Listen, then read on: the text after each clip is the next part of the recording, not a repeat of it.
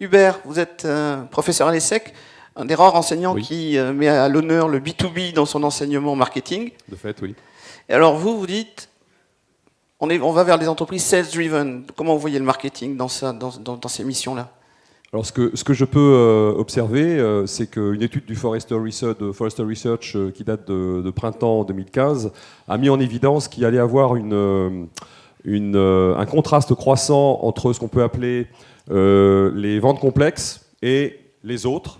En quelque sorte, si vous imaginez une matrice, comme aiment bien faire les consultants, vous savez, une matrice 2-2, si vous avez d'un côté le degré de complexité des solutions vendues et le degré de complexité des clients, des organisations clientes, eh bien, sur les 4 pavés, il y a un pavé sur lequel l'aspect humain, la dimension humaine dans les relations clients-fournisseurs va devenir encore plus importante qu'elle ne l'était il y a quelques années. C'est évidemment complexe. Et sur les 3 autres pavés de cette matrice, eh bien, Forrester Research prévoit une diminution d'à peu près 1 million de vendeurs aux États-Unis d'ici 2020. Alors, ça veut dire quoi? Ça veut dire que c'est Internet qui va prendre le relais. Très bien. Et alors, les missions du directeur marketing dans ça, est-ce qu'elles changent, elles changent pas? Alors, les missions du directeur marketing, elles changent, oui. Enfin, moi, j'ai un point de vue un petit peu biaisé parce que, pour ceux qui me connaissent un peu, mon domaine d'intérêt, c'est le Key Account Management.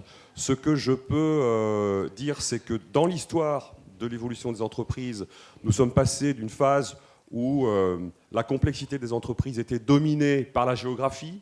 On était essentiellement dans les Amériques, en Europe, en Asie. Ensuite, il y a eu une dominance des business units, c'est-à-dire across the world, sur l'ensemble du monde. Ce qui faisait vraiment structurer l'entreprise, c'était les business units. Et de plus en plus, au risque d'être un petit peu anticipatif, le Key Account Management, les Global Account Managers, en fait, deviennent des gens qui ont énormément d'autorité. Et je rejoins un petit peu Emmanuel dans ce qu'il disait tout à l'heure. En fait, le marketing est au service des ventes, certainement.